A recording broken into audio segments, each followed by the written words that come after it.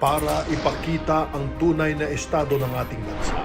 Ilahad ang mga pinakabagong balita at pangyayari sa ating bayan. Ipaalam sa taong bayan ang katotohanan at ipaliwanag ang mga hakbang na ginagawa ng pamahalaan upang manatiling payapa at maiangat ang pamumuhay ng bawat Pilipino. Mula sa Pangulo ng Republika ng Pilipinas, Mayor Rodrigo Roa Duterte, ito ang Talk to the People. Mga kababayan, the pleasant day. Ako, pleasant talaga ang araw na ito kasi nag-inaugurate ako ng one of the 3 bridges na nagawa sa panahon ko. 3 tulay itong ipapakita ko ngayon sa itong the BGC Ortigas link. Tapos yung isa yung sa Binondo. Tapos yung isa yung sa Estrella, Pantaleon. Yun ang 3 tulay na maiwan ko para sa inyo. I would like to show you the link that I inaugurated early this afternoon. Can we show the clip?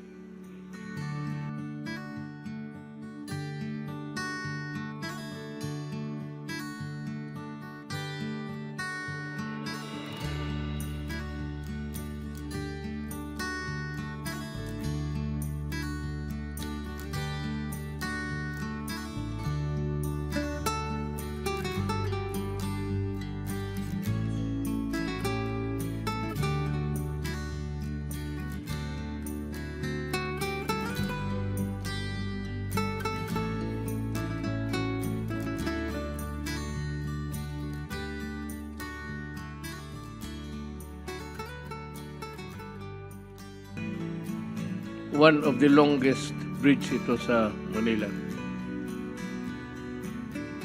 Spanning something like 1 kilometer and kunting 1 kilometer plus to. And it will reduce traffic because kung mga taga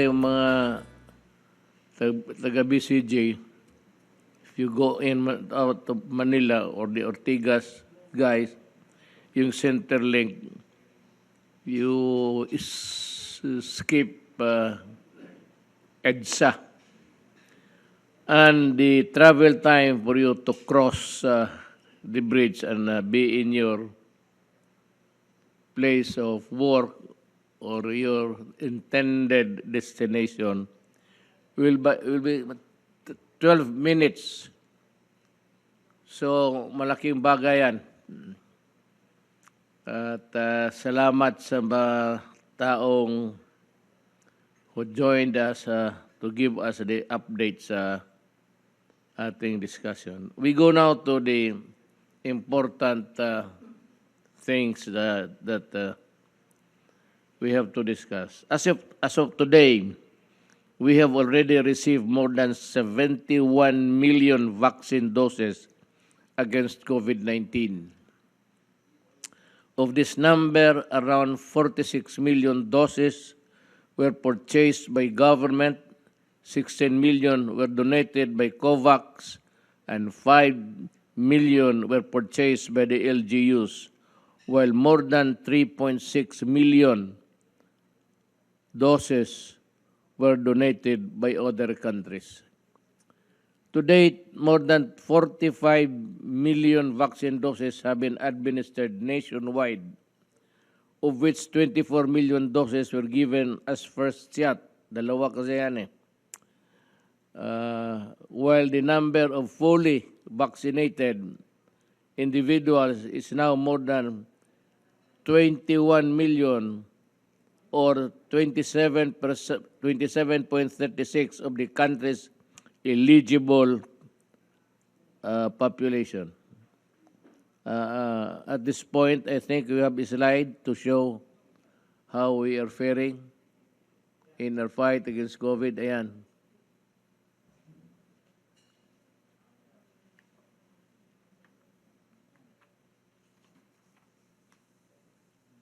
Okay. Good. Thank you. This September, we administered 12 million doses.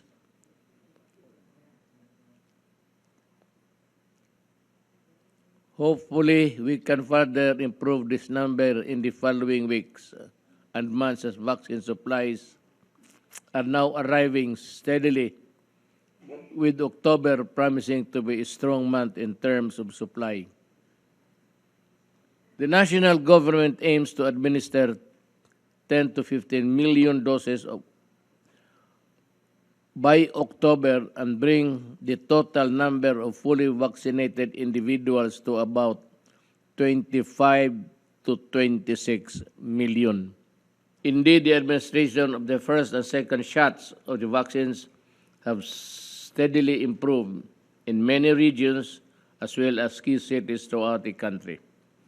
Thanks to the collaboration of our national government, our LGUs, local government units, as well as other partners and stakeholders.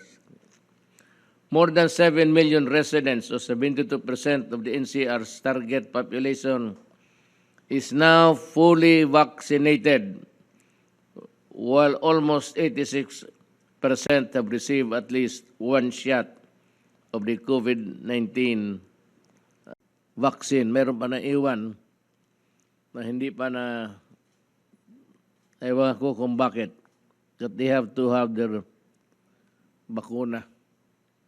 May bakuna naman, sana magpabakuna na talaga. Meanwhile, major cities in Luzon, Visayas, and Mindanao have breached the 35% mark in terms of fully vaccinated individuals, and several to have almost reached 50%. The percentage of partially vaccinated individuals in various regions follow closely, and we hope that this will increase in the coming weeks and months ahead.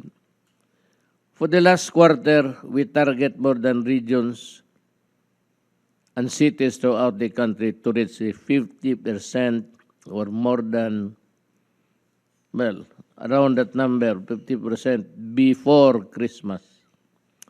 Finally, I am very pleased to let you know that the IATF today acted on my recommendation to approve to open the vaccination program to the general population immediately, and also to begin the inoculation of our 12 to 17 years old children against COVID-19 as a pilot in key cities starting October 15.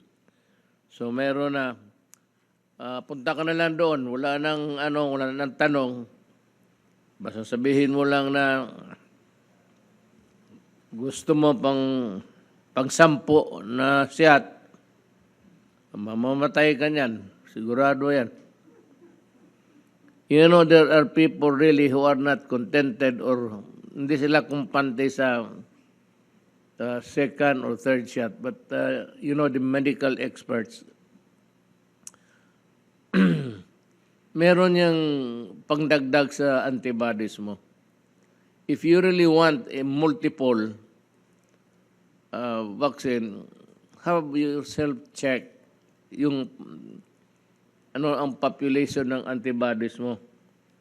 Kaya kung meron, huwag mong sobrahan kasi masama. It is not good. Yung iba kasi nagpapaano sigurista. But any doctor would tell you that it is bad. Bad as bad. Biro mo, i-inject mo yung maraming nako. They are viruses na pinapasok sa katawan mo.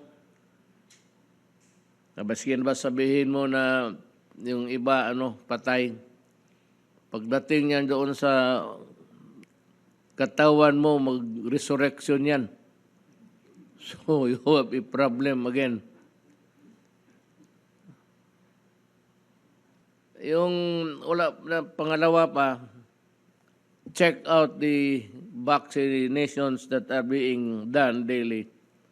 At baka magsali ka na doon sa second shot mo para kumpleto na. Tama na yung 2 doses. Huwag ninyong sobrahan. Delikado. At alam mo, when you do that in multiple, hindi ka magsabi ng totoo, you deprive your countrymen, the others na hindi pa, sa isang bakuna na maibigay doon sa kapwa mo tao. Ganon yan eh. Pag masyado kayo, mayroong iba, may second, third, fourth, fifth, hindi naman kailangan. And it does not add really to the full protection of your body. You can even get contaminated again. So, wag mong kunin lahat o yung style na sa Bisaya yan, ano bang sa dinaw, ano bang dinaw sa Tagalog? Gusto mong, basta lang akala mo, in your poor judgment, kailangan mo ba ng 3-4, you do that, you deprive the others. Maski nasabihin mo 1-2. There are a lot of Filipinos who have yet to receive the vaccines. Kindly be, how do I do it? Kindly be so passionate about the whole thing. Kapwa mo tao. Meanwhile, many major cities in Luzon, Visayas, and Mindanao have breached the 35% mark in terms of fully vaccinated individuals, and several to have almost reached 50%. The percentage of partially vaccinated individuals in various regions follow closely, and we hope that this will increase in the coming weeks and months ahead. May mga bakuna may dumating. Kasasabi lang ni Secretary Galvez o Secretary Duque na ang Amerika nagbigay bago 5 million. Ang bait ng Amerika. Baka pupunta ako doon. Just to thank the American government and the people. Ano bang itsura ng Amerika?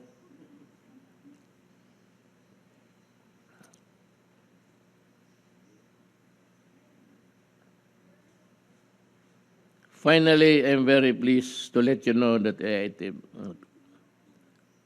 alam mo, ganito yan. Dito sa quarantine,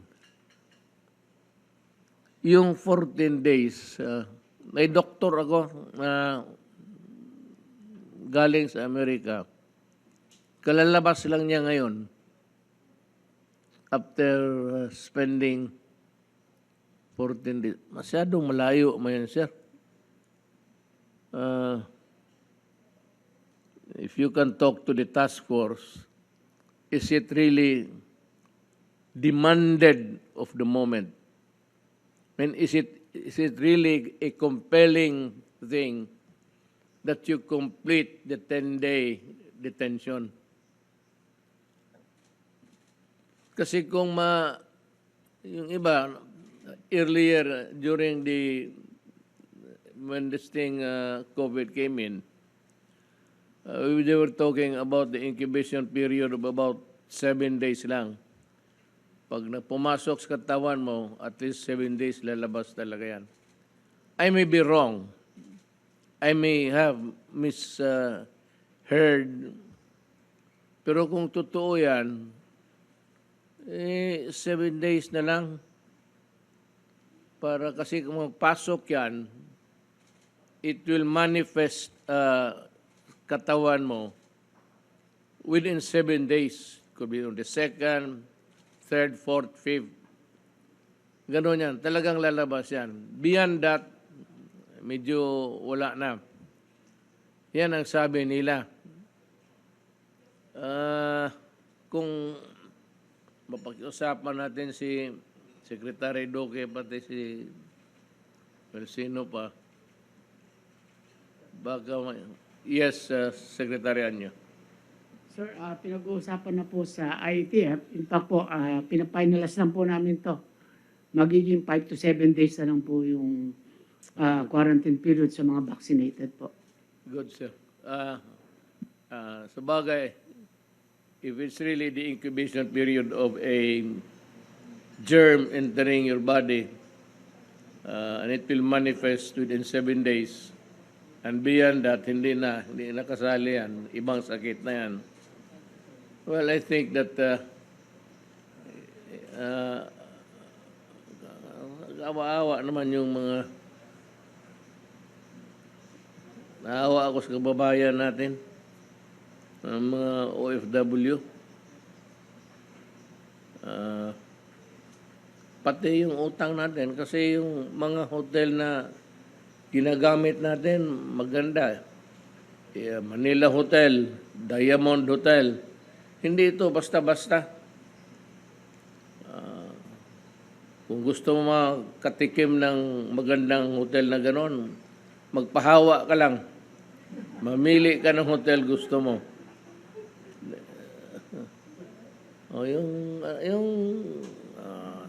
kung bata ka, hindi ka dalawa kayo ng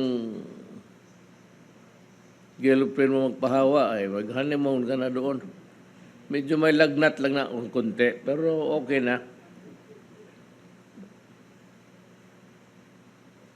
Now, dito tayo sa Blue Ribbon hearings. Actually, ganito. Ang gustong ipalabas talaga ni Gordon na may kickback ang mga opisyal. Kung hindi ako, sino ang gusto niya? And he's out really to find something which is not there. Alam mo, Senator Gordon, hindi naman kami masyado talagang mahirap sa buhay. Kontento na kami at yung kabinete ko sa kinikita nilang sweldo. Ikaw pinipilit mo lang kasi naghahanap ka na talaga kung meron bang kickback. Ay sabihin ko sa iyo, insofar as we are concerned here, wala po. Hindi namin sakit yan.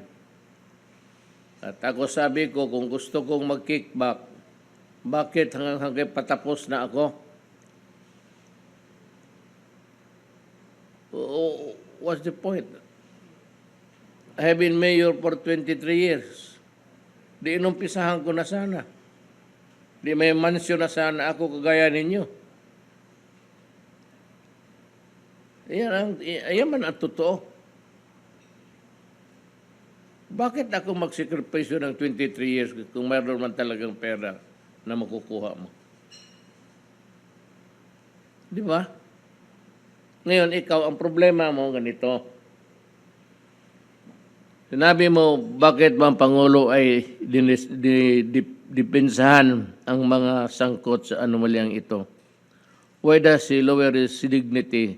Bakit hindi magtanong ang Pangulo si Leon Silaw? Yun ganun lang yan. Pakunwari lang. But actually, kami ang tinatarget mo, si Duque, si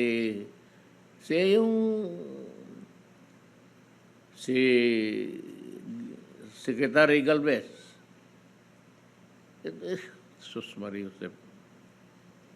Ikaw yung may totoo. What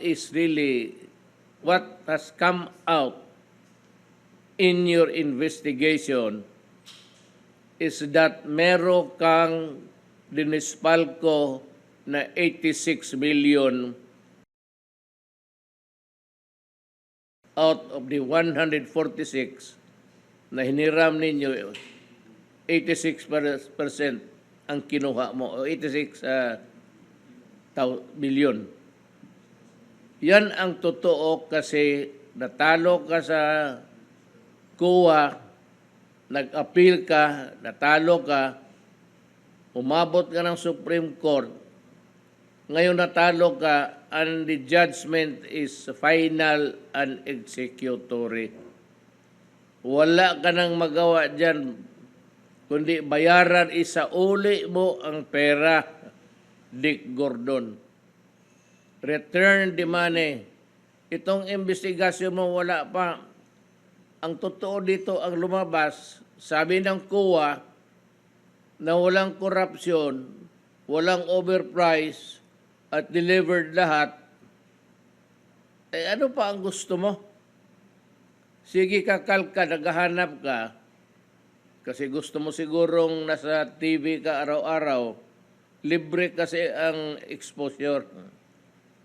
Mga kababayan ko, kung ito si Gordon, sa katagal na nito sa Senado, ganon pa rin ang pinapakita niya.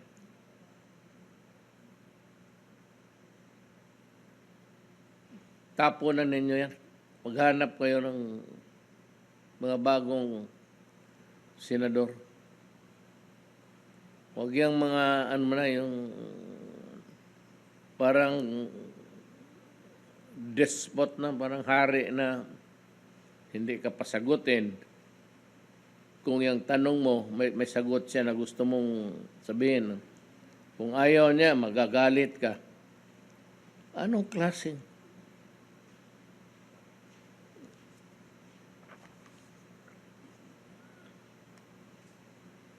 May, yung ano mo is, may sinabi ka na anti-democratic. At ito, you will suffer itong statement mo. Sabi mo, kami ang nagpapatagal sa... Sabi ko nga, durugin mo na. Parmalin o lahat yang ano diyan, wala kaming pakialam at hindi namin dinipinsahan. Kaya lang, every time you call, tinawag mo si Duque na naman, Secretary Duque kanina, hindi naman ninyo tinanong. You know, I want the cabinet members to focus on COVID-19. It is a pandemic. And it has spread throughout the country, and in other parts like Davao, Cagayan, Cebu, malaki pa ang trabaho natin. And alam mo, pinapatawag mo for nothing and for how many days, para kang sino na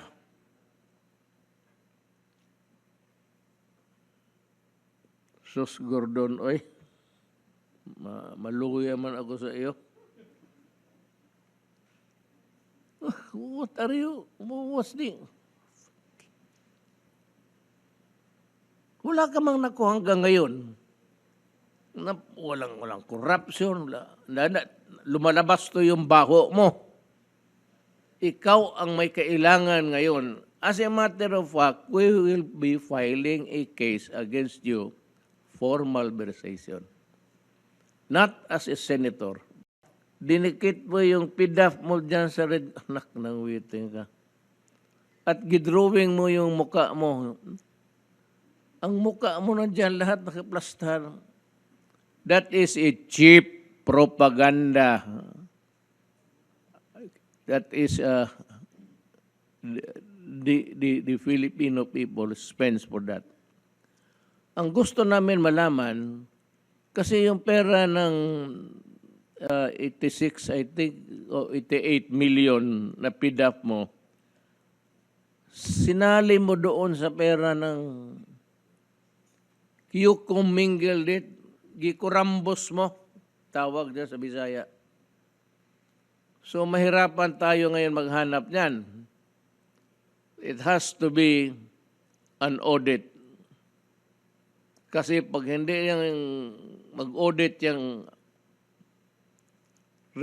itong COA, there is a provision in the Constitution which mandates COA to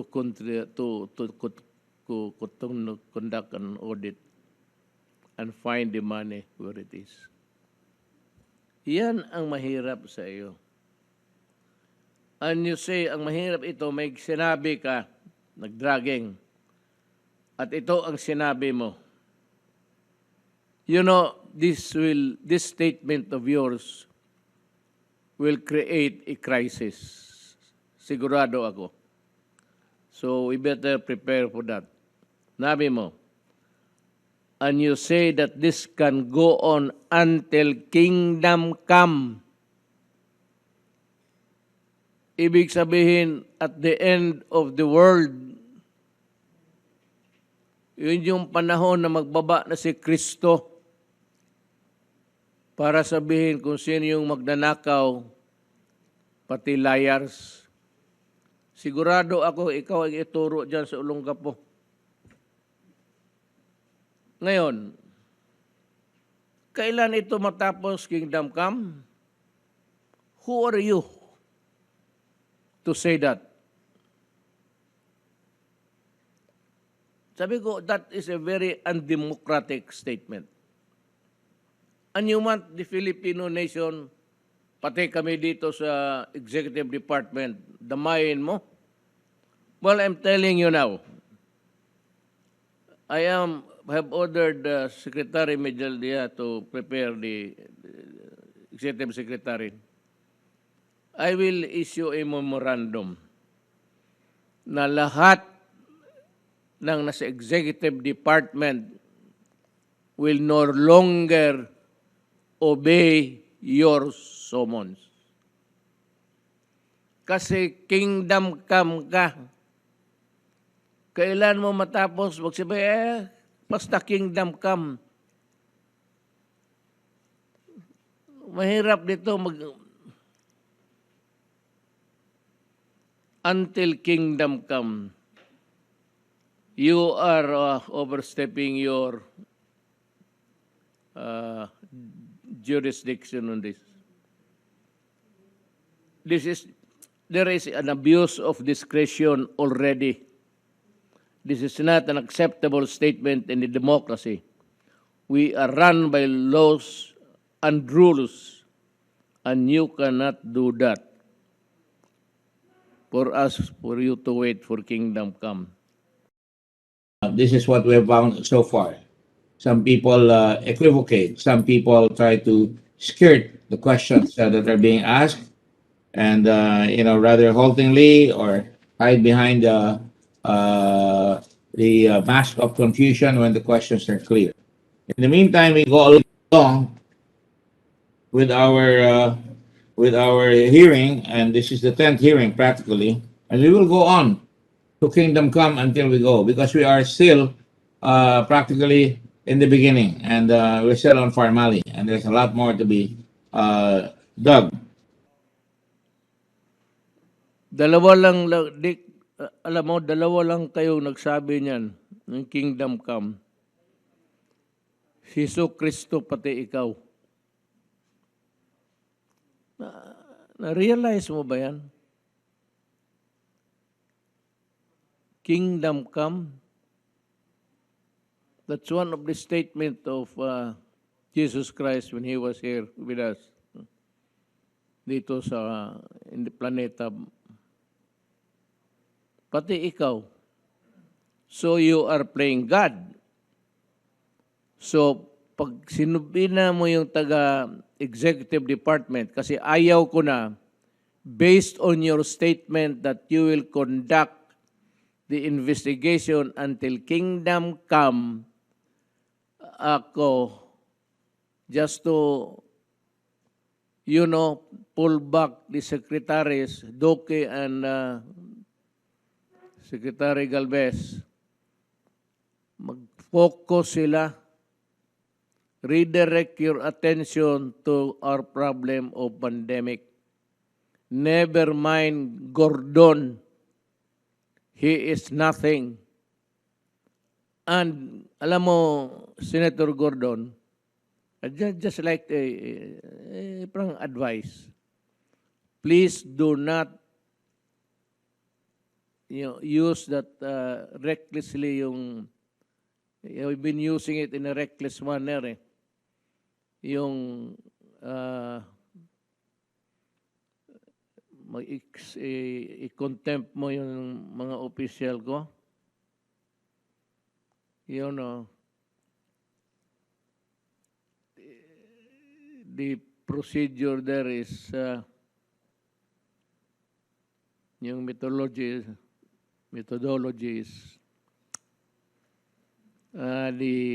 you will order the automatic the sergeant at arms to arrest the persons refusing to heed your summons, subpoena. So, hulihin niya ng sergeant at arms. I said that you have gone out of bounds amounting to lack of jurisdiction.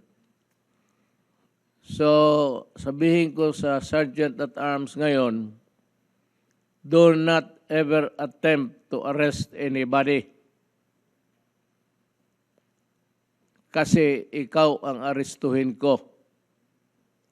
Ngayon, you will order the police and the military to help the sheriff. Ako naman as Commander-in-Chief of all uniformed personnel of government, I am ordering the police and the military and everybody to stay out of this trouble. Huwag kayong sumali, huwag kayong sumunod kasi may crisis na tayo.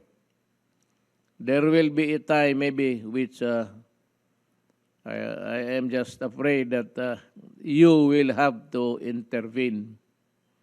Pero wag muna ngayon because it's just a brewing. And ako kasi, grave abuse of discretion, the exercise of is a grave abuse of discretion amounting to lack of jurisdiction. Sinobrahan mo So pag sinobrahan mo, away na tayo. Na mag-order ka ng sergeant at arms mo, sino man kasama niya, isa lang man yan.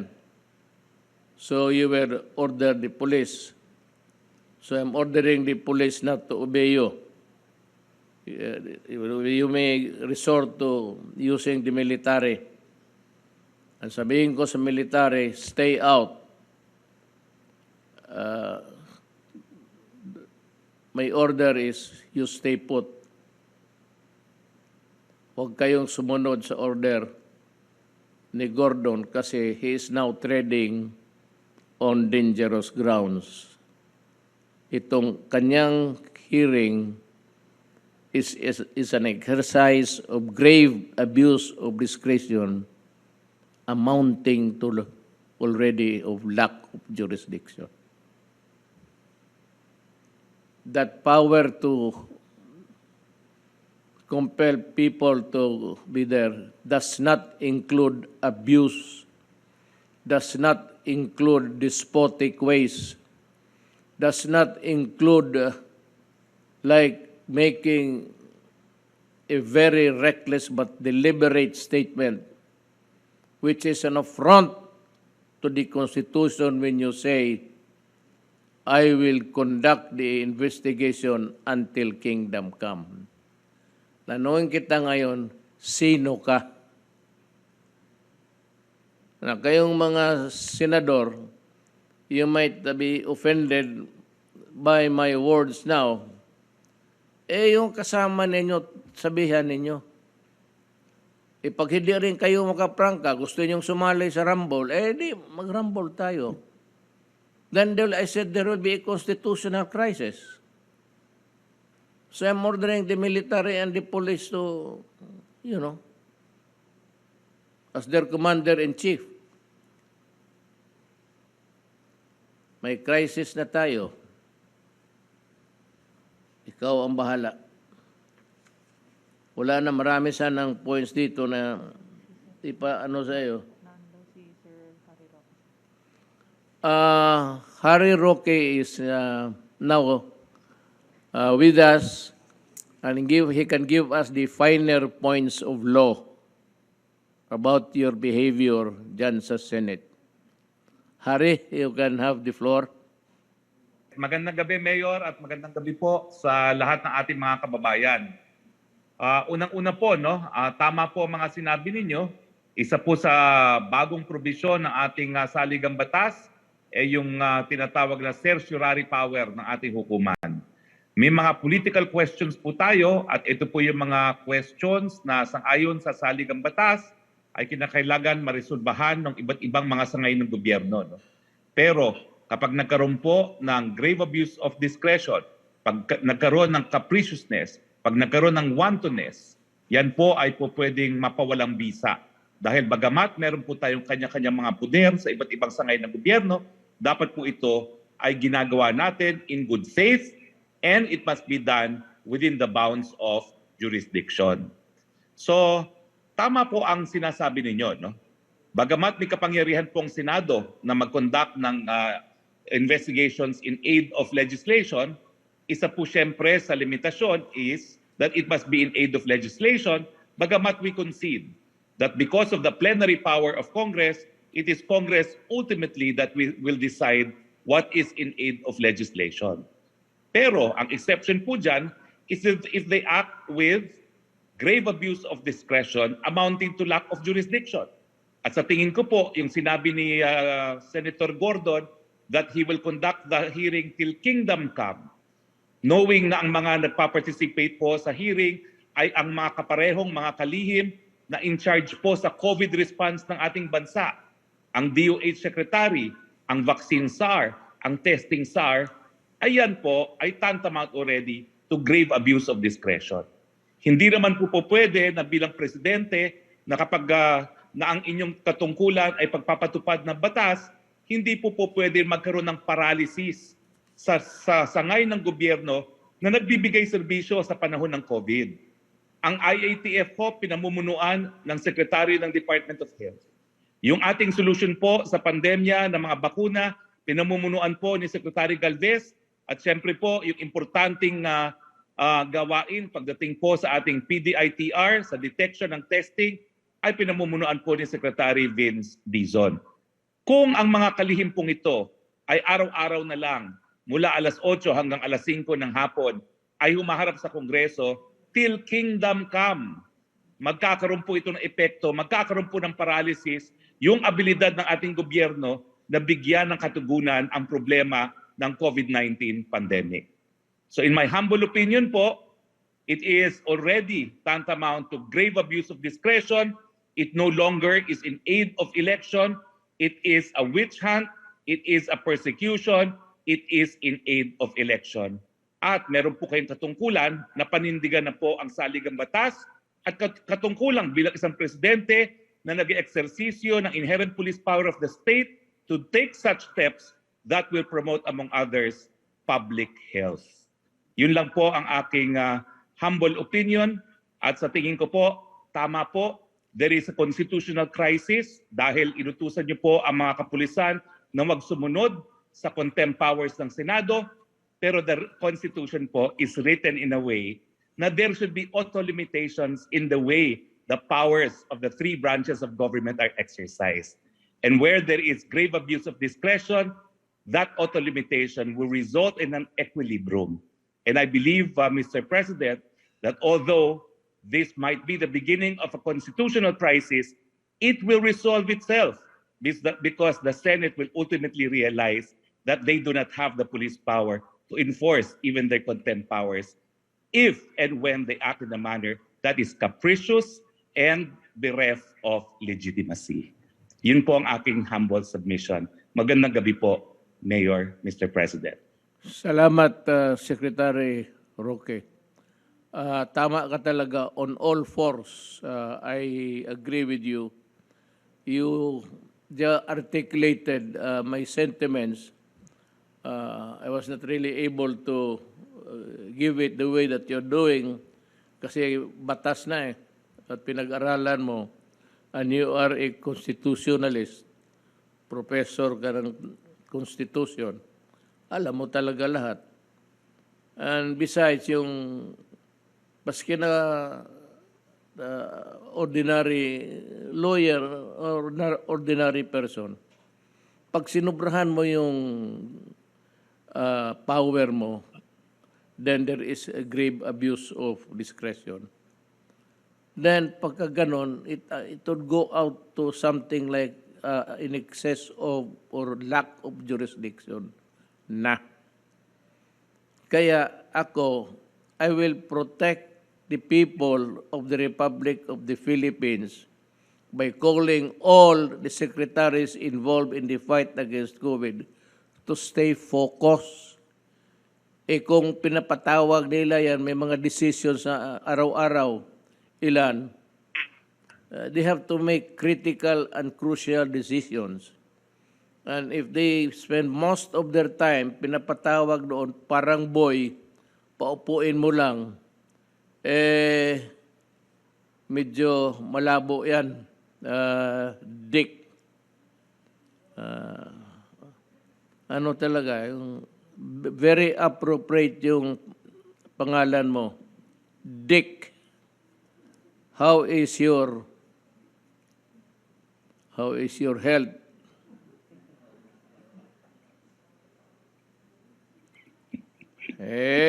Umpisahan mo ng di ba, first nang sinabi ko noon na huwag mag-testify, sabi ko, but kayong natawag na, especially si General, si Secretary Lorenzana, Secretary Galvez, and Secretary Duque, huwag naman masyadong ini-insulto mo pa yan. You know, you do not have that right to insult people and to shout at people and to interrupt the truth. Pinuputol mo Pinuputol mo because of your power as a senator. So this time, I will castrate you. Hindi ko na papayagan ang mga tao. Okay, kailangan ko yan sa COVID. Inuubos mo yung panahon nila. So tayo na mag-away. So ngayon, I'm sure that you will use your contempt powers. Hanggang diyan ka lang. Yan siya, Sergeant at Arms mo. Sus Mariusep, ipa-aresto ko yan. Sino naman tawagan mo? Police? I'm ordering the police now to stay out. Do not obey the Senate. So, and the military, if Gordon feels like calling upon you, again, the same order, stay out. Stay out because there is a brewing constitutional crisis here. Not of our own making. Hindi sa amin nanggaling yung the fault does not lie in us. Ako nga pumayag, ako sabi ko, sige, total umpisa naman ninyo. Pero sumusobra ka na So, ang iyo talaga, naghahanap ka ng butas na makita, nagtanggap kami ng pera. Yan ang gusto mong mayari. Sos Gordon. Kasi hindi mo kami kilala. Akala mo lang, if you have been to the ways of corruption, Gaya ikaw, PDAF. What's the PDAF actually? PDAF is corruption. Wala mga talaga nawawala na ang pera dyan sa gobyerno dahil dyan sa PDAF na yan. It cannot be accounted. Billions. Billions of PDAF cannot be accounted for already. Because yung auditing is already an impossible task. So, yan, dinikit mo yan. Dinikit mo yung pera dyan sa Red Cross, tapos you're using the facilities to promote yourself. Be careful. Be careful, Dick. Be careful in exercising the powers of government. There is always a limit to what you can do. So, sabi ko, na nagwawala ka na, kapunin kita. And that is what's going to happen. I'm sorry it has gone this way. I do not want it. That's the last thing that I would want to do, quarrel with a separate body. But I can only take so much. Yung kingdom come na yan means that you can summon everybody again araw-araw to the detriment of the workings of government. That is not good. I do not want that to happen.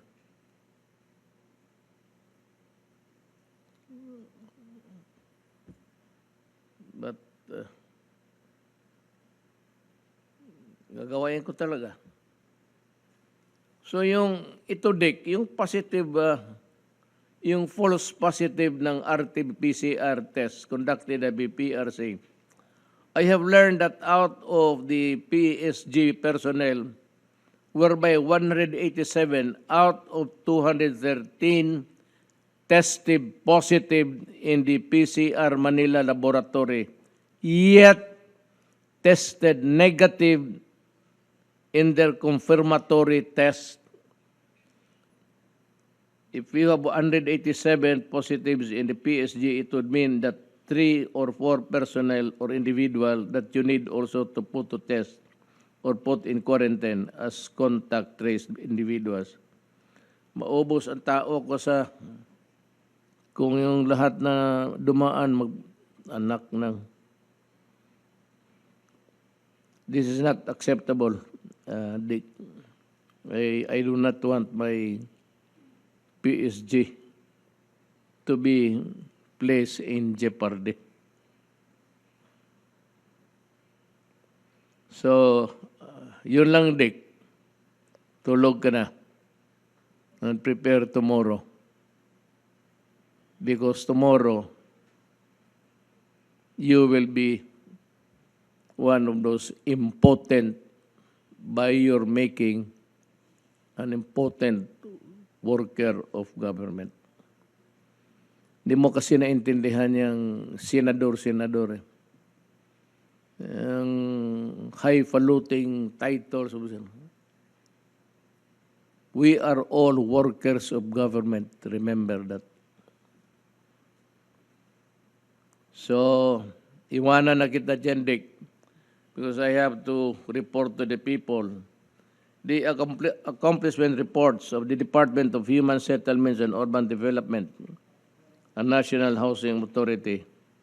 At this point, I'd like to call on Secretary Edel Rosario, and after him, the General Manager John Escalada, to present their agency accomplishment.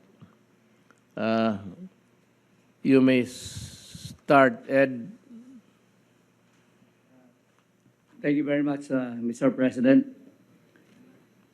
Senator Bongo, ES Bingbong Mayor Deha, Cabinet Secretaries, GM June, ladies and gentlemen, good evening. Mr. President, tonight I'll be presenting the housing sector accomplishments under the Duterte administration from 2016 to 2021. And the basis of our accomplishment report will be the target given by the Philippine Development Plan from 2017 to 2022.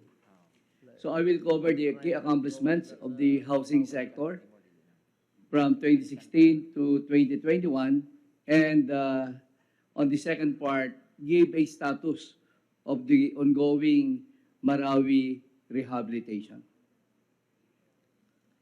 Next slide, please. Mr. President, the Department of Human Settlements and Urban Development ay pinakabata na department sa buong bureaucracy because when you signed the Republic Act 11201 creating the Department of Human Settlements, it was on February 14 of 2019.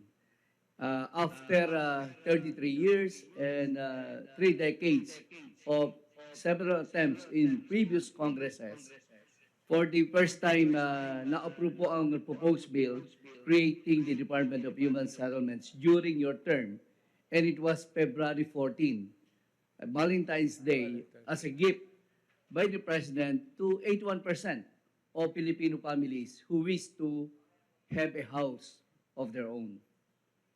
And before we have the HADSI, which is only a coordinating council, ngayon po meron tayong full-fledged department who manages housing, human settlement, and urban development of our country. Next slide, please. Ang National Shelter Program po natin ay binubuo ng tatlong major components.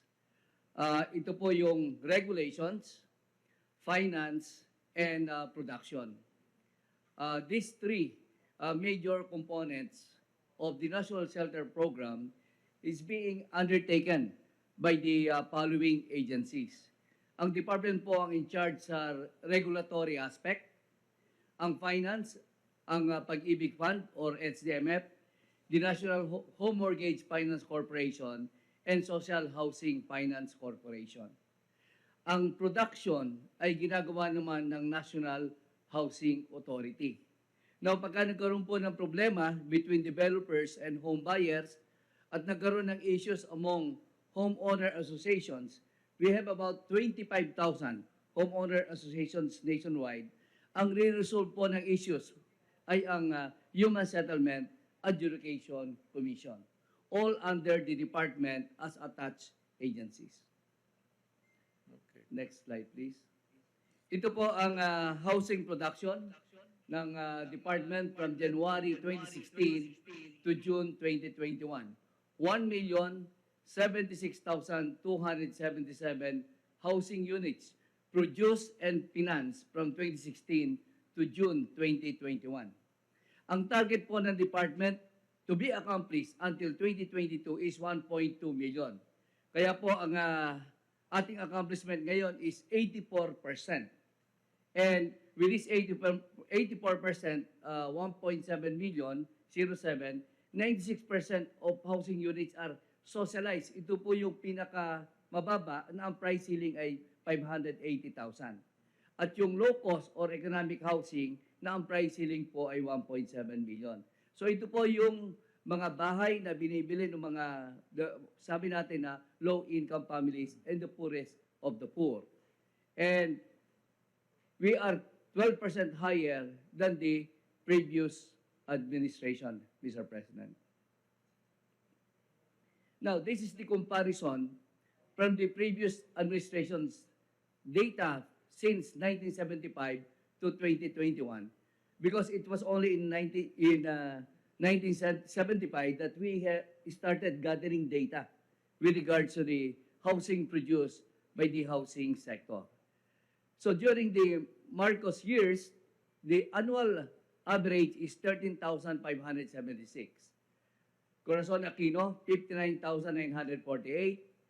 The term of President Ramos, 147,000. President Estrada, 108,000. President Arroyo, 96,000. During the term of President Aquino, 174,000.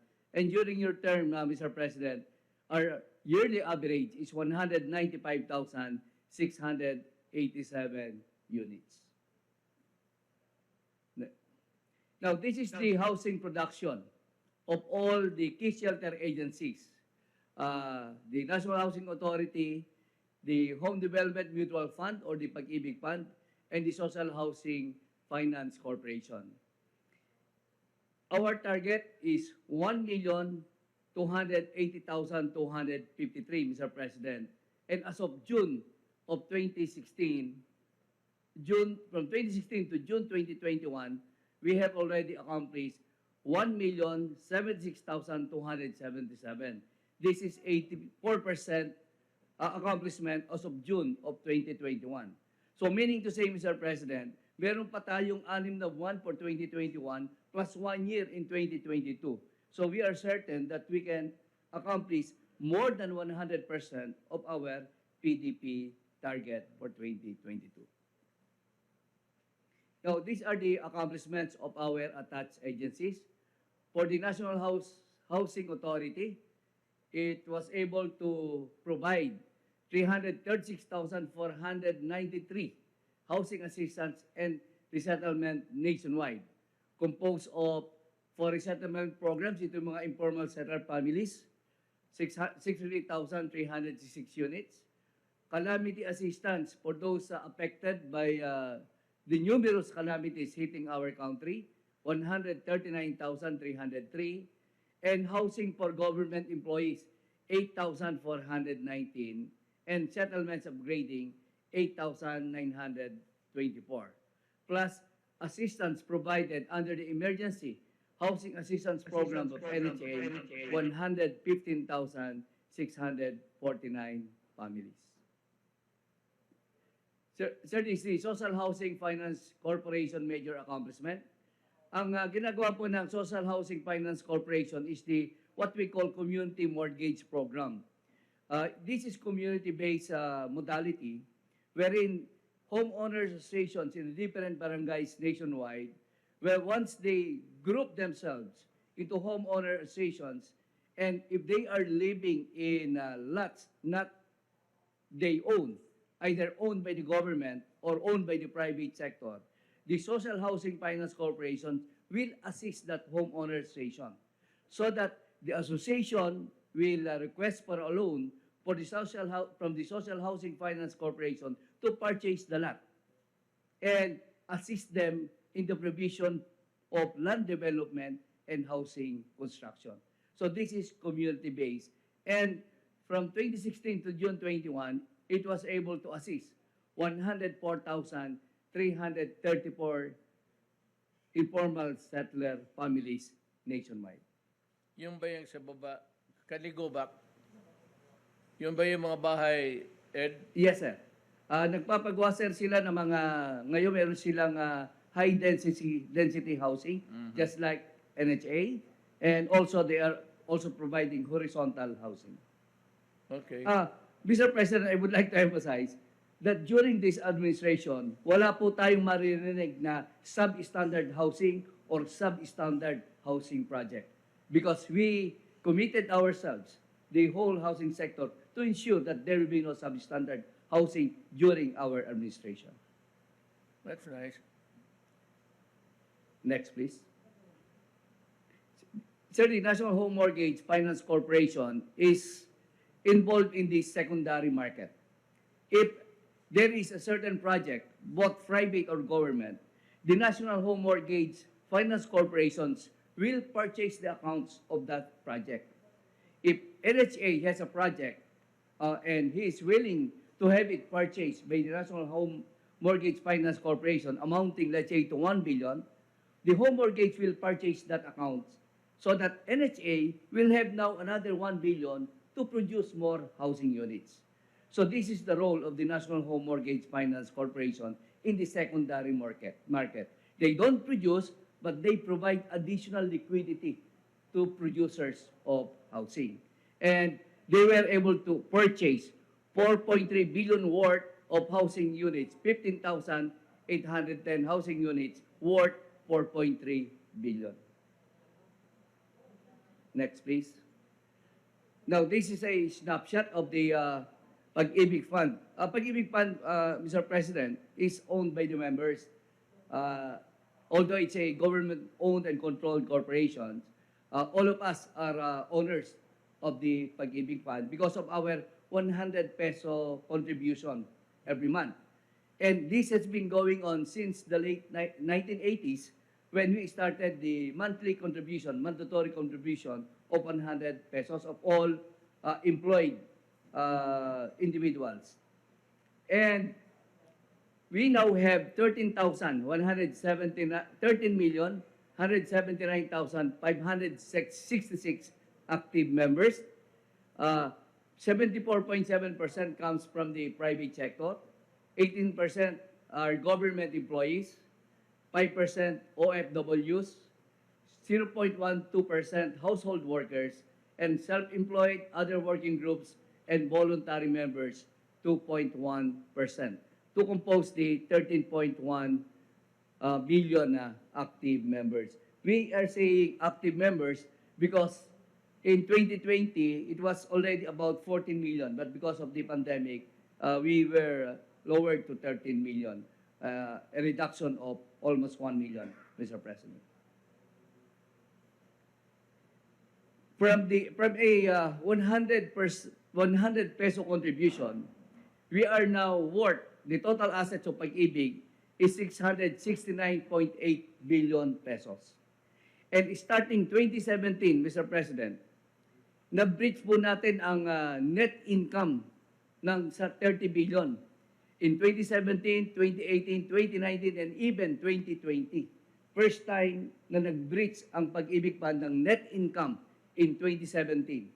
From 30.2 billion, 33.17, 34.37 in 2019, and 31.69 billion in 2020. And these are the housing loans released from 2012 to 2020. Notice the increase of housing units being financed by Pag-ibig Fund. It reached 86.7 billion worth of housing units released in 2019. And in 2020, our projection that it would breach 100 billion. But because of the pandemic, nabawasan po tayo at naging 63.8 billion only, bumaba ng 27%. But remarkably, in 2021, Mr. President, even though as a COVID situation tayo, sa first semester of the year, umabot na po tayo ng 52.2 billion ang housing takeout. Ibig sabihin po nito, Mr. President, even though we are in the COVID situation, we might breach the 100 billion this year, 2021, despite the pandemic condition. Napakita po natin ngayon na ang housing sector ay very robust at very active. Maybe ang assessment namin, yung mga nakasave sa bangko, ini-invest na sa bahay para maging safer pa sila at magkaroon ng sariling bahay. Now, we have numerous COVID-19 intervention, but with regards to the 5 months moratorium, because of the Bayanihan 1 and 2, the whole housing sector had a moratorium of 16.6 billion that benefited 8.89 million members. Ito po yung hindi natin kinolekta dahil nga tinamaan ng pandemic in 2020. So instead of receiving 16.6 billion, ito po ay naiwan sa mga nagbabayad para magamit po nila during the COVID period. At ang nagbigyan natin ng benepisyo ay 8.89 million nationwide. Now, the housing need estimate and economic and social impact of housing. Based on the study conducted, the housing need for both formal and informal sector is 16.6 million from 2017 to 2022. And of this number, 3.7 million are coming from the informal settler families. Ito po yung nakatira sa sarili na hindi nila pag-aari ang lupa, nakatira sa danger zones. Now, if we are to address this 3.7 informal settler families, we need a budget estimate of 1.85 trillion pesos. And in order to solve this, we have recommended through the National Housing Production and Financing Act proposal that was spearheaded by the National Housing Authority, we need 50 billion every year for the next 20 years in order to reach or meet this housing need of informal settler families. Ang problem po kasi, Mr. President, we need 50 to 60 billion yearly, but we are only being given about 4 to 5 billion a year since 2017. So malaki po ang gap ng amount being given to us, saka yung talagang requirement namin so that we can really make a dent or make a difference in the housing sector. Now, we have crafted our 20-year roadmap that this is our vision in order to reach our housing need.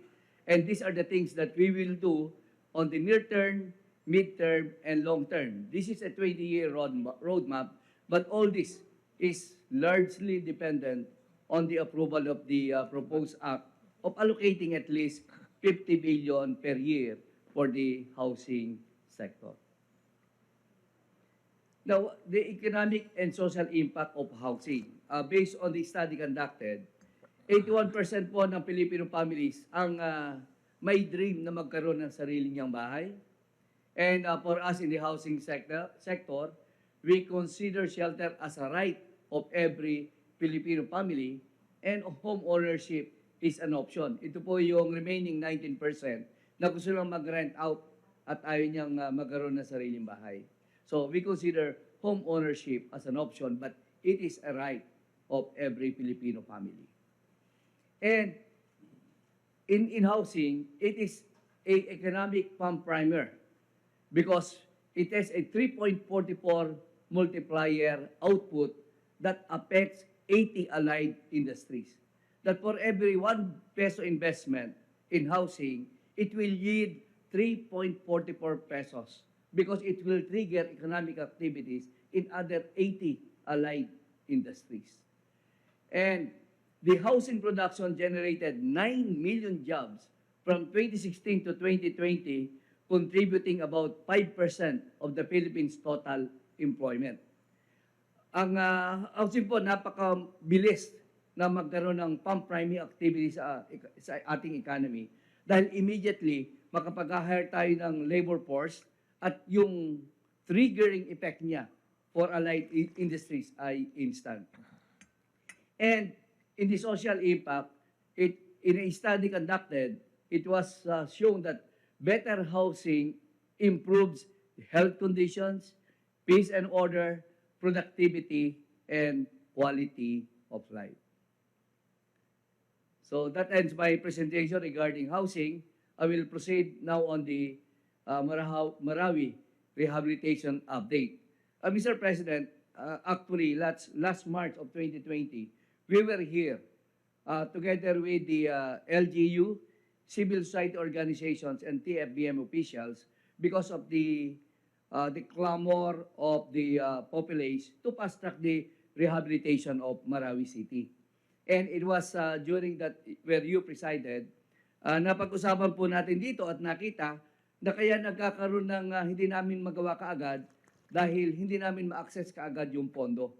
So after that meeting, April and May, nakuha na po namin ang SARO, nakuha na namin ang NCA from DBM. So July and August of last year, 1 year and 2 months before, ito na po ang makikita natin sa Marawi City. Ito po yung harapan ng lake. Ito po yung mga devastated area. This is actually a reclaimed area. About 10 hectares. Kinuha na po natin yan dahil mga illegal yung mga nakatira doon dahil wala naman silang titulo at ito ay reclaimed lot. Hindi ito titled. At tatayuan po natin ng mga facilities na ito po ang nagiging itsura ngayon all the way to the right side of the lake.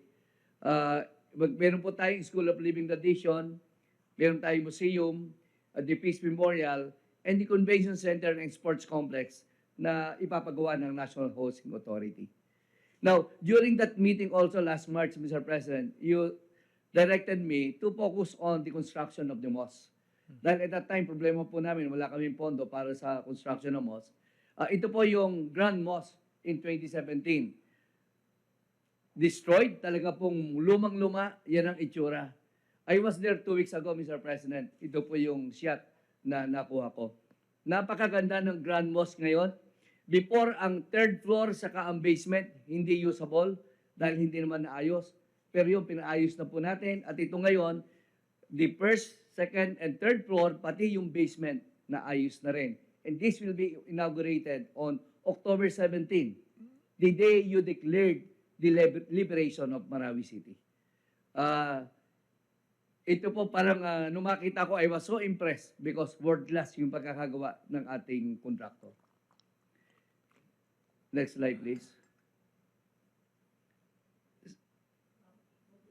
I hereby declare Marawi City liberated from the terrorist influence that marks the beginning of rehabilitation of the city.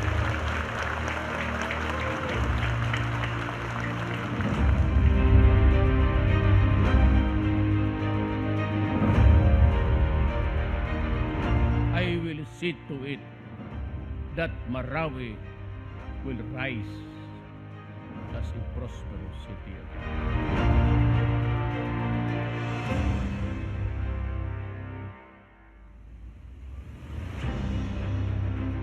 Despite the bad weather and challenges brought about by the pandemic, the rehabilitation of Marawi City continued through the task force Bangon Marawi along with its 56-member agencies and the Marawi City government. Inside the city's most affected area, TFBM has already completed the repair of Masjid Sumantop, Masjid Darussalam, White Mosque, and Marinaot Mosque. Meanwhile, rehabilitation works continue in Grand Mosque along with the reconstruction of Dansalan Batu Mosque. For public infrastructures, the construction of barangay complexes in Tulali, Datunaga, Datu sa Dansalan, West Marinaot, and Mongkado Kadingilan, construction of maritime outpost, and rehabilitation of Bangalo Bridge and Mapandi Bridge has been completed. Construction of other public infrastructures is also underway. These include the Grand Parian Market with the Ice Plant, Peace Memorial Park, Marawi Museum, School of Living Tradition, 4-story integrated school buildings, Central Fire Station, Traffic Command Center, road networks with solar lamps and underground utilities consists of primary, secondary, and tertiary roads, tourist police building, Sarimanok Sports Stadium, Convention Center, and Lake Lanao Promenade. The refurbishment of the pumping bridge and the installation of distribution lines in Maa is almost complete. Marawi City General Hospital is also set to rise in the city. Outside the Maa, the government has completed the construction of Central Material Recovery Facility, 18.97-kilometer Marawi Trans-Central Roads Contract Packages 1A, 1B, and 2, Pantarlano del Norte to Marawi City Road, Maulumbaka Inudranaranaw Road, Marawi City Fire Substation, PNP Compact 1, Lulud Dimba Bridge, and Rurugagos East Barangay Health Station. Ongoing projects are Salintubig Project, New Marawi City Jail, Marawi City Police Station, Torogan, 20 MVA Power Substation, Marawi Incident Command Center, MSU Perimeter Fence, Solar Street Lights, and Abaca Warehouse with Nursery. A halal slaughterhouse and livelihood training center are also set to rise in the city. In Butig, Lanao del Sur, the construction of the solar power irrigation project and Abaca Warehouse with a nursery is almost complete. On the other hand, construction of transitory shelters in Barangay Sagunsongan, Buganga, Rurugagos, and Tulay West has been completed. Permanent shelters are also constructed by Social Housing Finance Corporation, National Housing Authority, UN Habitat, and Bangsamoro Autonomous Region in Muslim Mindanao. TFBM and its partners also relocated displaced families living in danger zones or near the Agus River or Lake Lanao inside Maa to safer permanent shelters. To date, 109 families are now living in Hadia village, while 50 families are in Barangay Mipantao Gadongan and 150 in Darussalam village. More permanent housing units in Barangays Kilala and Mipantao Gadongan are also set to be awarded. Moreover, construction of housing units in Barangays Patari continues. The government also continued to provide livelihood support to IDPs. After receiving the livelihood interventions, IDPs started anew with their businesses. They received transitory family support package, livelihood settlement grant, livelihood starter kits, farm equipment and machineries, seed capital, skills training, and shared service facilities, among others. Financial assistance was also given to Marawi siege hostage survivors and bereaved families. Former members of ISIS-inspired Maute group likewise received socio-economic assistance from the government. Meanwhile, homeowners from sectors 1 to 3 in Maa continue to construct or repair their houses after securing permits through Katagum Balay. Those from sectors 4 to 7 will be allowed to repair or build their houses by October this year. The Land Dispute Resolution Committee, headed by MHSD BARM, was also created to provide alternative dispute mechanisms to resolve conflicting land claims among IDPs. Task Force Bangon Marawi, together with the city, provincial, and the BARM government, will continue to work together to improve the lives of IDPs and build back a better Marawi city.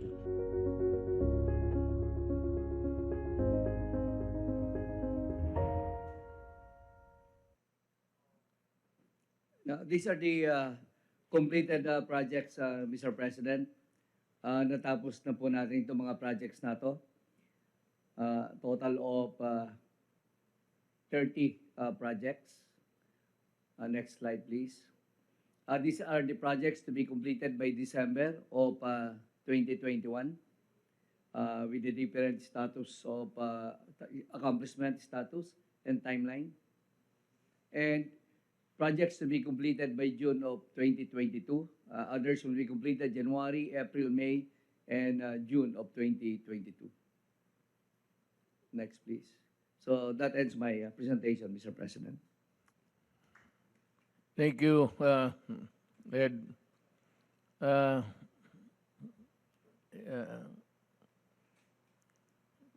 bang title mo sa ano? GM Gumier, General Manager. General Manager Escalada. Thank you. Thank you, Mr. President. Good evening, everyone. Good evening, Senbong and our Executive Secretary, all the secretaries in attendance, as our Secretary of the District, Secretary Ed Rosario. Let me continue the presentation of the National Housing Authority. Let me proceed, Mr. President and members of the Cabinet. The NHA is the production arm of the department, and we are very proud to present to you our accomplishments. That right now, since 2016 up to 2021, NHA is able to produce 306,493. We also have 129,893. These are all disposed, awarded, and occupied. So that is the very challenging effort right now, Mr. President, Mayor. We need, dapat kailangan ang mga housing after completion dapat matirahan, should be occupied. And we have 894,000 projects completed, and we are able to collect 13.6 billion. So these are all coming from our monthly collections from all the awarded and occupied housing units, from leasable lots under our CI, the Commercial Industrial Estates of the National Housing Authority, because right now NHA also owns a lot of inventories in Quezon City, as well as in other parts of Luzon and even in the whole of the country. Mr. President, we are very proud to report to you that there are only two administrations across the 7 presidents, number 1 during the time of Marcos and your administration, that had a very clear roadmap for housing. What I'm referring to is that during the Marcos regime, they had the BLIS, the Bagong Lipunan for Improvements of Sites and Services. Until now, you can see a lot of those, both horizontal and vertical. But under your administration, our secretary, all of us nag-agree that we have also to brand at the same time count. Dapat i-brand natin at saka i-count ang production ng Duterte administration, which we call our brand as Balay. Balay means building adequate, livable, affordable, inclusive Filipino communities. Meaning adequate, dapat may water at saka power. Dapat na itubig at saka na ay ilaw. When we say livable, that means it is comfortable, and affordable, affordable within the class, within the type of economic status that each and every Filipino can avail of. Kung gusto niya tag 200 pesos, we have a 200 pesos monthly amortization. We also have 500 pesos monthly amortization. We have 600, we have 700, 800, 900, 1,000, and we also have 5,000 and 10,000. So these are all menu of all the available housing models with different financial schemes. Kasi there is no one size fits all in terms of housing. Kung anong kakayahan ng isang Filipino, we shall be able to develop our product as well as our services to respond to the economic situation or conditions of everyone. Next. The NHA, Mr. President, had 10 enabling laws. These are our legal basis all throughout from 1975 during the time of Marcos until the time we had our DSUD when you approved the creation of the Department of Human Settlement and Urban Development. Next. This one I was referring to earlier, the Bagong Lipunan for the Improvement of Sites and Services. That is one roadmap that until now everyone can still remember. And we would like also to forecast and foretell everyone, Mayor, that at the end, next slide please, that at the end, during your administration, we shall also be remembered by our production within which our people will be comfortably living sa mga balay on the houses that we shall be building for them. And we say it is balay, building adequate, livable, affordable, inclusive Filipino communities. Why? Because we do not just build houses, we build communities as well.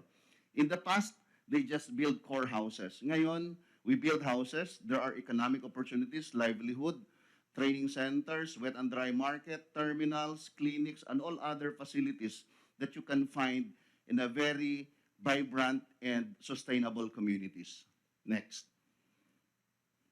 This is the first, I think this is close to your heart, Mr. President, the government employees housing. And we said that we have relaunched the APPNP housing program as government employees housing program with a revitalized service, delivery, and stylish modern design. Why? I think I got the presidential directive coming from you that we have to increase our floor area. Yung sinasabing, yung kinuha ng kadamay na 24 lang. Maliit masyado yun nun. So, sobrang liit. Tatlo yung sinasabi natin, maliit, pangit, at saka malayo. So, yung maliit, palakihin, yung malayo, malapit, yung pangit, pagandahin. So, that is the kind of simple formula that NHA, by our common sense, we thought of so that we will increase the floor area to 100 to 50. We also have the duplex that you've said na gawing 60 ang floor area, 80 ang lot area. And we also have condominium. In Davao City, we shall be turning over the first condominium bigger than any ordinary condominium in the market today. Are you referring to the condominiums of built for military and police? That's right, Mr. Chair, Mr. President. This is the AFP-PNP housing. Right now, we have already completed 8,419. We have 12,289 ongoing, Mr. President. We hope to finish all of this by June of 2022, before our term ends. And just recently, June 7, NHA signed a memorandum of agreement with the Department of Labor and Employment that we need to expand our housing program sa ating mga OFWs kasi yung mga ambisyon, yung mga wishes, yung mga dreams ng OFWs at least to have their own houses that they can also be comfortably living after sa tour nila somewhere in the Middle East, Europe, US. So upon their return, we will have their own houses. May I ask, saan banda yung mga bahay na yan? Yung, ano? Okay, next please. Yeah. So these are all the listing, Mr. President. I think the first five, with respect to San Miguel, Bulacan, naamang ka dito, you had the groundbreaking. Tarlac, you were there. In Baluin, nandun ka. In Barangay Talumo, nandun ka. And in Talisay, Negros Occidental. And all of these, the first five are completed already. And we hope to complete all of this by the term ends in June of 2022. So we are saying right now, the 3,126 are completed. The 12,000 will be completed due for turnover by June of 2022. And in fact, sa December, we will have several turnovers already. Kasi yung lahat ng mga housing projects natin, since you had the groundbreaking, we are on the various stages of completion already. I will show you some photos, Mr. President. Ito yung Madayaw. So there are 16 low-rise building already. Nani sa likod si mong balay, dito sa Taal. This is located in Central Park at the back of Our Lady of Lourdes Church. We also have Kabaluay, Zamboanga Place. This is the house and lot that you awarded to Hidilyn Diaz and Yumer Marshall. And this is the Rangerville. This is 100% complete already, and 850 have already been awarded, and they started to pay already. Yung mga sundalo natin sa Rangerville in Tartaro, San Miguel, Bulacan. The next project of NHA, Mr. President, is the resettlement of ISFs affected by the Supreme Court mandamus to clean up the Manila Bay. So notice we have 7 provinces along the Manila Bay: Cavite, Laguna, Rizal, Bulacan, Tarlac, Pampanga, and Bataan. All of these has major river basins and tributaries whose outfall are going to Manila Bay. So right now, we have constructed already 13,423. We have 7,526 ongoing. That's for regions 3 and 4. And some of the photos, Mr. President, are this one. Next. So for the region 4 and region 3, Cavite, Rizal, Laguna, we have 10,000 already completed, 5,437 ongoing. For region 3, comprising of Bataan, Pampanga, Tarlac, and Bulacan, we have 2,641 completed and 2,089. And we are pleased to report to you that the occupancy here is very high. Kasi yung mandamus, Mr. President, is an ongoing project. So even before our term, there was already the mandamus directing all the line agencies to clear up danger-ways, the Manila Bay. So nandun na yun. But when they produced housing units before, medyo pangit, maliit, at saka hindi masyadong maganda. So even across the street, the new under your administration are fully occupied right now because it's something that is pleasing, comfortable to every Filipino. So yung dissenting pamumuhay na ibigay natin sa ating mga kababayan. That's nice. Okay, next. And these are now, notice, Mr. President, all our houses, kahit na ISF ka, formal sector ka, our tiles is always 60 by 60. So, ang sinasabi ko sa ating mga ISF, kung nakapunta ka sa mga malls natin, that is your flooring. So, something that is very encouraging and inspiring to everyone. And we hope so address the issue on privacy, on gender and development. Kasi, yung nung araw, core house lang siya, studio type. But here, we are providing one partition or two partition to address privacy of the spouses or the couples and the children as well. So you can find this in Cavite. Next is we have the resettlement assistance to LGUs. This is very new to everyone, Mr. President. Upon your directive, we were in Istmincom when you instructed me to increase.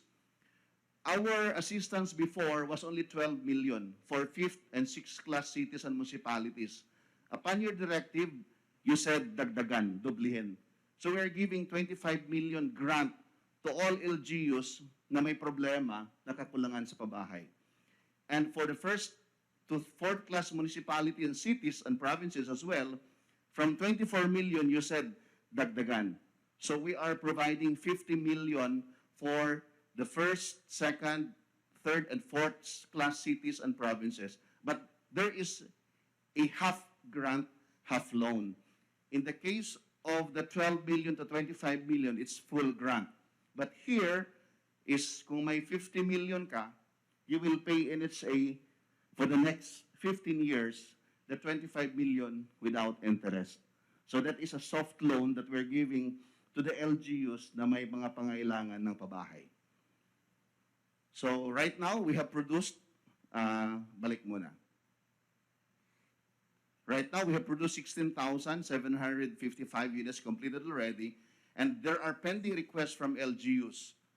So 183 projects are ongoing for packaging. Hopefully, when the funds are available, we shall be able to provide them. Next. So these are some of our resettlement assistance program for LGUs. Next. IP. The Indigenous People's Housing is a very aggressive project right now. This is in relation to the support of NHA to ILCAC and ICLIP of the Office of the National Defense as well as the Department of Interior and Local Government. Because I was referring to the idea, Mr. President, na bakit pa ibigay natin yung IP sa mga less premium in terms of social result or social return. So what we're saying is that we will concentrate our IP housing because this is the most vulnerable sector for the recruitment of the CPP in PA. So most of our IP housing right now is a back-to-back program of ECLIP and LCAP. So right now we have already 5,328 units completed. Around 118 projects implemented by this administration alone. Remember, Mr. President, 65% of all the IP housing implemented in your administration. Sobrang laki masyado because we put premium to the back-to-back idea of IP, LCAP, and ECLIP. But upon your direction again, before it was only 10 million for every project. We have increased that to 20 million yung naata dito sa Istmincom. Let me interrupt you. I have a problem in somewhere in Tarlac. Ito yung mga IPs na within the military area. And yung may isa dyan na kanto, may mga IPs dyan, about 300 plus something. Na kailangan kong i-relocate because the military is telling them to get out of the area.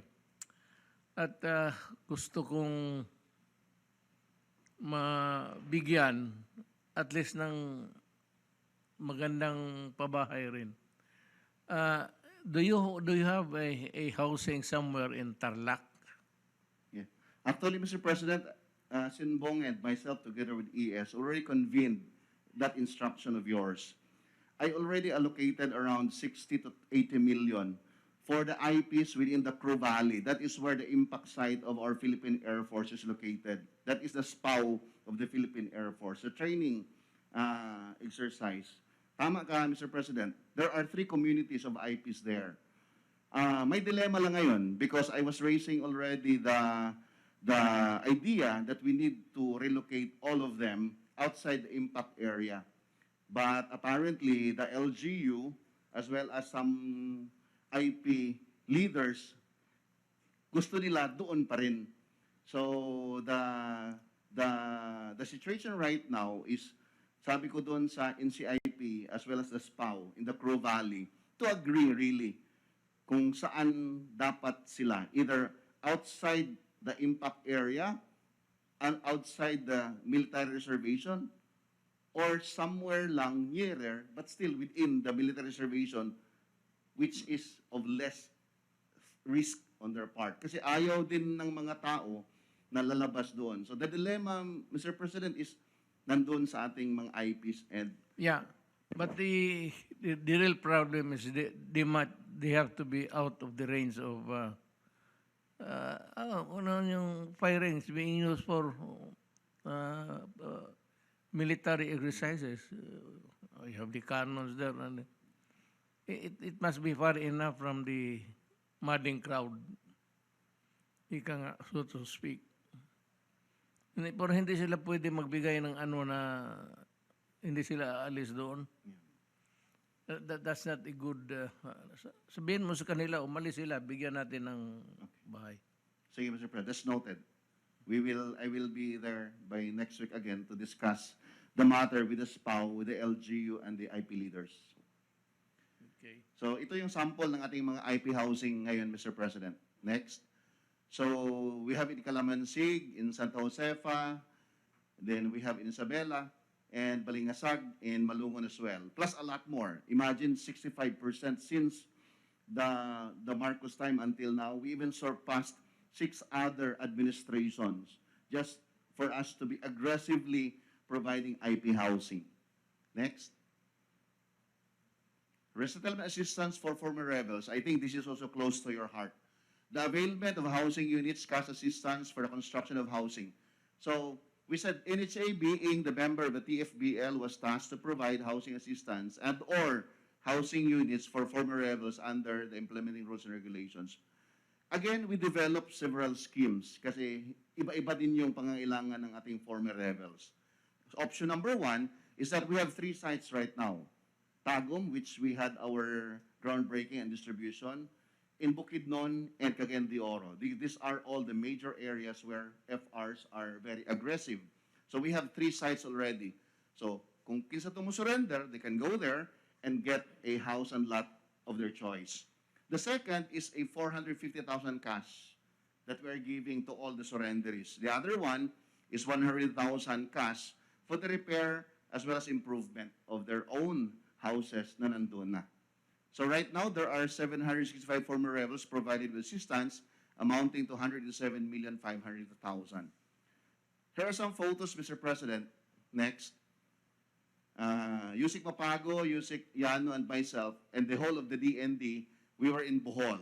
This one, we were in Tagum, and this one is in the initiative of our Secretary Ed Anew for the Kabadbaran rebels in Agusan del Norte. So we had them we gave them the 450,480.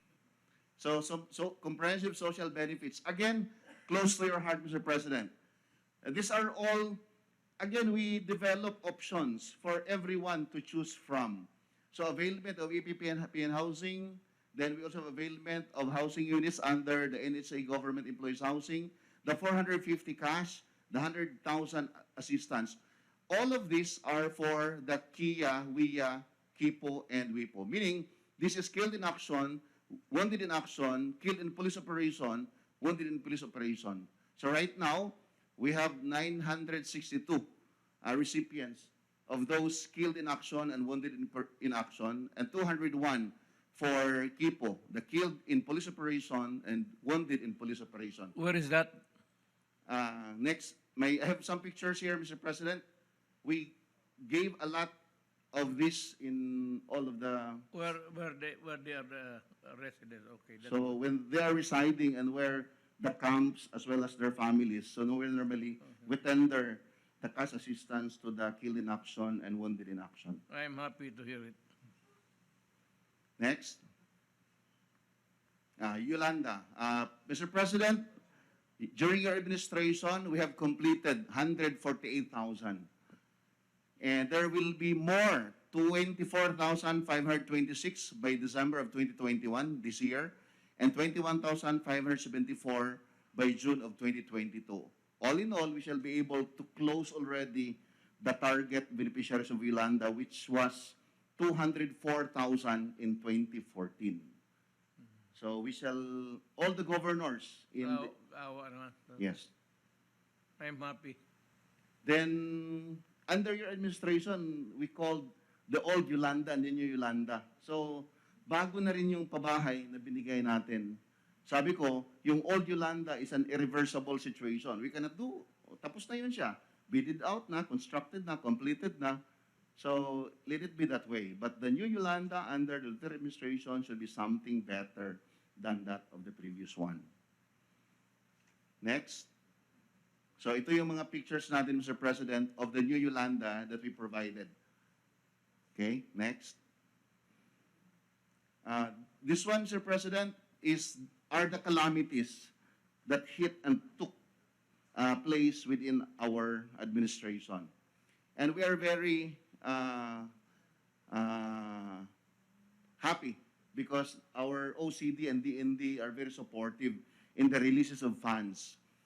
Even in the Mindanao earthquake, 3 months thereafter, it happened in November, but in January or February the following year, natapos na natin ang Magsaysay. Oh, sorry. We have already Magsaysay and Kidapawan. So these are the two major accomplishments we had for Magsaysay, 1,495, Kidapawan, 1,579, and ongoing 1,121. All of these, Mr. President, are ongoing. Digos, Bansalan, Malalag, Hagonoy, Matanao, Sulup. And recently, we got our share from the endorsement of Secretary Delfin Lorenzana for the release of the funding for Makilala, Tulunan, Arakan, Magpet, and Blang, which the board, through our chair, Ed Losario, approved yesterday for the release of the funds intended for these municipalities. You were in Blang and Tulunan, Mr. President. You also gave an instruction to me. Another calamity that took place during our administration is the Taal, but we also responded. A total of 2,558 units. We have already allocated 600 units in Ibaan. This is the Seabreeze residences. And now, ongoing projects for Taal, Talisay, Residences Phase 1, Talisay Residences Phase 2. These are all ongoing projects right now. And we have proposed projects which also the OCD favorably endorsed to your office. The Build Back Better, Mr. President, is up and well.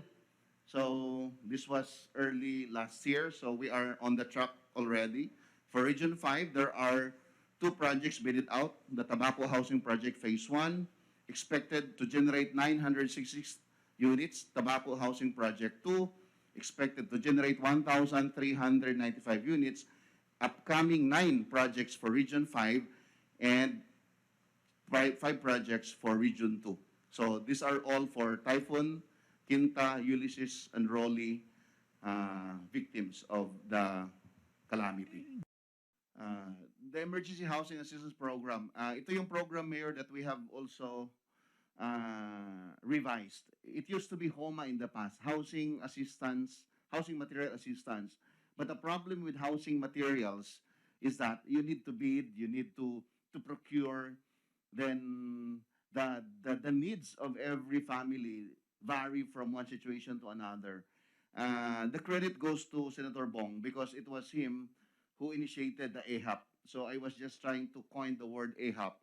This is a direct, quick, faster and quicker response to identified families. So we are giving 5,000 to 30,000. Whenever there are disasters such as landslides, fires, storm surge, typhoons, and other calamities, depending upon the degree, Mayor or Mr. President, of the damage, from 10%, 20, 30, 40, up to 100%. So you get the equivalent ratio or the equivalent amount of the damage in terms of peso value. So you have 5,000 to 30,000. Right now, we already provided 115,649 beneficiaries already that have received the AHAP. We call this AHAP. The amount disbursed, obligated and disbursed, is already 1.3 billion. We still have amount within our funds available which are due for disbursement again whenever there are calamities and other disasters that we don't pray to happen actually. Next. So these are some of the photos, Mr. President, of the AHAP distribution nationwide. So there is no selective distribution. Whenever we see, we hear over the news that there are disasters that hit a certain barangay, particularly fire, landslide, storms, typhoons, we normally respond in the next 3 days after the qualification assessment, then AHAP will be distributed already to help at least mitigate the impact of the disaster to our Filipino families. Next, I will not discuss anymore no Marawi. It was covered by our secretary. Then finally, next. Then we're just proud to say, Mr. President, that right now, from 2016 to 2021 of June, we have 336,493 housing units assistance completed, 63,366 resettlement program, government employees program, the APPNP, which is close to your heart, and the housing program for calamity victims of 104,135, and the settlements upgrading, and plus the AHAP of our coordination with the office of Senator Bong, the 115,649. NHA, Mr. President, will be expiring our charter because remember, 1975, when it was created by President Ferdinand E. Marcos, it will expire on 2025. So as early as today, it is incumbent upon myself, morally, legally, to cross the next 50 years of our existence. So right now, the bill is already with Congress, the House of Representatives and the House of Senate, sponsored by Sen. Bong, Sen. Tol, and Senator Bato in the House of Senate. And the House of Representatives is sponsored by Kong Kiko, Kong Reda Robes, and Kong Paul Daza. So we hope that for the next 50 years, our tagline under your administration will be this: we will continue to construct quality homes and hopefully we build better lives from 2025 to 2075. Thank you, Mr. President. Good evening. It was a very splendid presentation. Alam mo, may sabihin lang ako, I might not be able to say it at some other time for one reason or another. Gusto ko lang magpasalamat sa inyong dalawa ni Ed for helping me, and you've done a great job. Exceeded my expectations actually. So, kung ano man yung whatever I might have accomplished during my presidency, I could not have done it without you. So I'm so very grateful. Just like this afternoon, salamat and for joining me. Ikaw, GM, mayor pa ako sa Davao. Ang galing ninyo. So I could not have, found another persons to handle this thing. Maraming salamat galing sa puso. Thank you for helping the Filipino. Mr. President, the Marawi liberation will be celebrated next month, October 17. May we know if the President could go to Marawi Yes. for the ribbon cutting of the Grand Mosque? Yes. Yes. October 17, Oo. Mr. President. Pumunta pa nga ako doon during wartime, lalo na peacetime na, and something that we can be proud of. The Maranaos will be very, very happy with your presence, Mr. President. So, I'll just add some few things for our be careful, mga kababayan ko, because the COVID is here to stay for quite a time. How long that we cannot really predict. But ingat lang kayo. Walang iba talaga. Bakuna, hugas, tapos yung mask, tapos yung iwas. Yun lang talaga ang maiwan ko sa inyo mga kababayan ko. Sabi ko sa inyo noon pa na may program ako dito to be near to the people by just giving them the things that I have done, or what I intend to do, and what I have accomplished so far. And to me, I'm very happy sa lahat on all departments, may sarili silang achievements that had really made my country, our country, a beautiful place. Marami pa yan magdating just before I end my term, and I'm so glad that I have accomplished this much with you around, helping me of what we see today. Maraming salamat sa pagtangkilig ninyo sa programa na ko at programa ninyo. And I told you, kung gusto ninyong maniwala kahit hindi, bahala kayo, basta ito. You want the truth sa... Araw-araw may lumalabas na istorya coming from Congress. If you really want to know the truth dito, because we have pledged to be true to our oath of office. Gusto nyo marinig ang totoo, makinig lang kayo dito. Because I said we have no obligation at all to lie except to tell the truth. Maraming salamat po at good day to everybody.